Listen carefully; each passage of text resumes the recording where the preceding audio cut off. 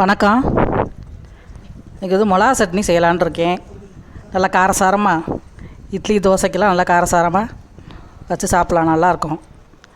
அதுக்கு என்னென்ன சேர்க்குறது என்னென்னங்கிறத எல்லாமே நான் காமிக்கிறேன், சொல்கிறேன். நல்லாயிருக்கும். கருவேப்பிலையெல்லாம் போட்டு செய்கிறோம். கருவேப்பிலையெல்லாம் சாப்பிட மாட்டாங்க பிள்ளைங்க. மிளகா ஒரு 20 மிளகா அறுத்து ஊற வச்சுருக்கேன் தண்ணியில். ஒரு 10 நிமிஷம் ஊற வச்சுட்டு அது மிளகா மிக்சியில் போட்டு கொஞ்சம் தண்ணியை ஊற்றி அரைச்சிக்கணும். ஃபஸ்ட்டு வரமிளகா, நீல மிளகா. குண்டு மிளகா வந்து காரம் கொஞ்சம் கம்மியாக இருக்கும், இது காரம் கொஞ்சம் அதிகமாக இருக்கும், டேஸ்ட்டாகவும் இருக்கும். அதனால் ஊற வச்சு தண்ணியில் போட்டு இப்போ மிக்சியில் அரைச்சிக்குவோம். அரைச்சிட்டு நல்லா அரைச்சிக்கிட்டே இருக்கணும். அரைச்சி விதையெல்லாம் கொஞ்சம் இதாக அரைக்கணும். எடுத்துகிட்டு இந்த இப்போ பாருங்கள் அரைச்சிருக்கோம் பாருங்கள், காமிக்கிறேன் பாருங்கள். இப்படி அரைச்ச உடனே அரைச்சிருச்சு. இந்த பதத்துக்கு இருந்தால் போதும். அதை அரைச்சி எடுத்துகிட்டு காயம் சும்மா தண்ணியில் ஊற வைக்காமல் போட்டோம்னாக்கா அது சீக்கிரம் அரைப்படாது. இதெல்லாம் இருக்கும். அதனால் பாருங்க 3 வெங்காயம், பெரிய வெங்காயம் நறுக்கி வச்சுருக்கேன். அதுக்கு தேவையானது சட்னிக்கு வேறு பெரிய வெங்காயம் 3 வெங்காயம், கருவேப்பிலை ஒரு நல்லா ஒரு 2 கைப்பிடி அளவு கருவேப்பிலை, பச்சை கருவேப்பிலை அரைச்சி போட்டு பிள்ளையெல்லாம் தாளிச்சோம்னா கீழே தூக்கி போட்டுருங்க. அதனால் இதில் போட்டு அரைச்சி போட்டுக்கலாம். வெள்ளைப்பூடு ஒரு 10-15 பல் வெள்ளைப்பூடு முழுசாக உரித்து அதில் போட்டிருக்கேன். வெள்ளைப்பூடு, கல் உப்பு, அதுக்கு தேவையான அளவு கல் உப்பு, இதுக்கு சட்னிக்கு தேவையான அளவு கல் உப்பு. தக்காளி ஒரு 3 தக்காளி நல்லா பழமாக சின்னமாக நறுக்கி பழமாக எடுத்துருக்கேன். அதையும் எல்லாம் ஒன்றா அதிலே போட்டுக்கலாம். போட்டுட்டு தண்ணி கொஞ்சமாக தண்ணி ஊற்றுறோம். ஏன்னா எல்லாமே தண்ணி தண்ணி சத்து இருக்கும் அதில் தான். இருந்தாலும் கொஞ்சம் தண்ணி ஊற்றோம்னா நிறையா போட்டிருக்கறதுனால கொஞ்சம் அரைபறக்குதாக இருக்கும். தண்ணி கொஞ்சம் அந்த மிளகா ஊற வச்ச தண்ணியை அதில் ஊற்றிடலாம். ஊற வச்சு மிக்சியில் போட்டு அதை மிக்சியில் வச்சு அரைச்சி எடுத்துக்கலாம். அரைக்கணும். அது மிளகா, பூண்டு, தக்காளி, வெங்காயம் எல்லாம் ஒன்று சேர்ந்து ஒரு உப்பு எல்லாமே அதில் ஒன்று போட்டாச்சு. போட்டு அதில் எல்லாம் மொத்தமாக அரைகிற வரையும் அரைக்கணும். ரொம்ப நைஸாகவும் அரைக்கக்கூடாது, கொஞ்சம் குறப்பாக அரைச்சிக்கணும். கருவேப்பிலையெல்லாம் நிறையா போட்டிருக்கறதுனால கருவேப்பிலை உடம்புக்கு ரொம்ப நல்லது சாப்பிட்றது. அதனால் எல்லாம் போட்டிருக்கேன் பாருங்கள். அது அரைச்சிருக்கு. இன்னும் மறுபடியும் விட்டு அரைக்க விடணும். அரைக்க விட்டு நல்லா கொஞ்சம் அரைக்க விட்டு நல்லா இந்த அரைச்சிருச்சு. அரைச்சி எடுத்தாச்சு. இன்னும் ஒரு சுற்று போட்டு விட்டோம்னாக்கா கரெக்டாக வந்துடும். ஒரு பல் வெள்ளைப்பூடு பல் ஒன்று முழுசாக இருக்குது. இன்னும் ஒரு சுற்று போட்டோம்னா ஒரு தவணை அரைய விட்டோம்னா அரைச்சி கரெக்டாக எடுத்துடலாம். இதே பதமானது. அது ரொம்ப நைஸாகவும் அரைக்கக்கூடாது. எடுத்தாச்சு. எடுத்து நல்லா கிண்டி விட்டு பார்த்துங்க.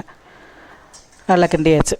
கிண்டி இது பண்ணிட்டோம். அது எல்லாமே உப்பு அளவு எல்லாம் கரெக்டாக போட்டாச்சு. அடிக்கடி போடுறதில்ல. மொத்தவொடனே ஒரு தடவை போட்டோம்னா அதை அரைச்சது எல்லாமே ஒன்றா சேர்ந்து அரைக்கிறதுனால கலவை எல்லாமே நல்லாயிருக்கும். இப்போ வச்சு இதில் தாளிக்கிறதுக்கு நல்லெண்ணெய் ஊற்றி நான் தாளிக்கணும். நல்லெண்ணெய் மிளகா சட்னிக்கு டேஸ்ட்டு அது கொஞ்சம் நல்லாயிருக்கும். நல்லெண்ணெய் கொஞ்சம் எண்ணெய் கொஞ்சம் நிறையாவே ஊற்றிக்குங்க சட்னிக்கு. நல்லெண்ணெய் இல்லைன்னா கோல்டு வினர், ரீஃபண்ட் ஆயில் எது வேணாலும் போட்டுக்கலாம். கடுகு, உளுந்தம்பருப்பு, கடுகு கொஞ்சம் கூட போடுங்க. கடுகும் உளுந்தம்பருப்பு நிறையா போட்டோம்னா தான் சட்னிக்கு மேலே நல்லா தெரியும். சட்னி கொஞ்சமாக போட்டோம்னா சட்னிக்குள்ளே அமைங்கிறதுனால தாளித்ததே தெரியாது. அதனால் சட்னிக்கு கடுகு உளுந்தம்பருப்பு நிறையா போட்டு தாளித்து கரண்டியை வச்சு நல்லா கிண்டி விடணும். கிண்டி விட்டு அது கடுகு நல்லா வெடிச்சிரும். உளுந்தம்பருப்பு நல்லா செவந்து வரும். நல்லா கிண்டிக்கிட்டே இருங்க, கரு ஒட்டுறாமல் கிண்டி நல்லா பாருங்கள் கிண்டிக்கிட்டே இருக்கேன். செவந்து வந்துருச்சு, பொன்னிறமாக வந்துருச்சு பாருங்கள். அப்போ கொஞ்சம் கருவேப்பிலை தாளிக்கிறதுக்கும் கொஞ்சம் கருவேப்பிலை போடணும். கருவேப்பிலை நல்லா வெடிக்க விட்டுட்டு நல்லா கிண்டி விட்டுட்டு அவ்வளோதான், கரெக்டானது இது. கிண்டியாச்சு. நீ இப்போ அரைச்சி வச்சுருக்க, மிக்சியில் அரைச்சி வச்சுருக்கோம்ல, அதை எடுத்து அதில் ஊற்றிட வேண்டியது தான். அதில் ஊற்றிட்டு நல்லா சட்டியை நல்லா கிண்டி விடணும். தண்ணி ஊற்றாமல் அந்த அரைச்சதை மட்டும் ஊற்றி அந்த எண்ணெயிலே நல்லா வதங்க விடணும். நல்லா கிண்டி விட்டு நல்லா அது எண்ணெயிலே நல்லா வெந்துருச்சுன்னா நல்லா வெந்துடணும். எல்லாமே கரெக்டாக போட்டாச்சு, கரெக்டாக இருக்குது. இப்போ நல்லா கிண்டி விட்டுட்டு நல்லா வெந்தோடனே நல்லா கொதி வரும். கொதி வச்சோன்னா தண்ணியெல்லாம் ஊற்ற வேணாம். அதில் ஏற்கனவே கொஞ்சம் தண்ணி ஊற்றி அரைச்சிருக்கோம். அதனால் தண்ணி ஊற்ற வேணாம். இது அப்படியே எல்லாத்தையும் ஒன்றா போட்டு தாளித்து நல்லா கொதித்து வெந்து அந்த வெங்காய வாடை, பூண்டு எல்லாமே போட்டுக்க அந்த பச்சை வாடை இல்லாமல் நல்லா கொதி வரணும். கொதி மூடி வச்சுட்டு ஒரு 2 நிமிஷம் கழித்து மறுபடியும் பார்த்தோம்னா அந்த மாதிரி கொதித்து வந்திருக்கும். அந்த தண்ணி கொஞ்சம் மறுபடியும் ஊற்றுறோம். அந்த மிக்சியில் கழுவி வச்சுருக்க தண்ணியை கொஞ்சம் கழுவி இப்போ கிண்டி விட்டுருங்க. இந்த மிக்சியில் அரைச்சது கொஞ்சம் சார்ந்து இருக்கும்ல, அதில் கொஞ்சம் தண்ணியை ஊற்றி அலசி அதில் ஊற்றுறேன். மிக்ஸி ஜட் சட்னியில் ஊற்றுறேன். சட்னி ஊற்றி நல்லா கிண்டி விடுங்க. பாருங்கள், கிண்டி விட்டுகிட்டே இருக்கேன் பாருங்கள். கிண்டி விட்டுட்டு நல்லா கொதிக்கணும். தண்ணி கொதிச்சு வரையில் மேலே இப்போ தெரிக்கும். நல்லா கொதித்து நல்லா இது ஒன்று அடுப்பை கொஞ்சம் குறைச்சி வச்சிடணும்.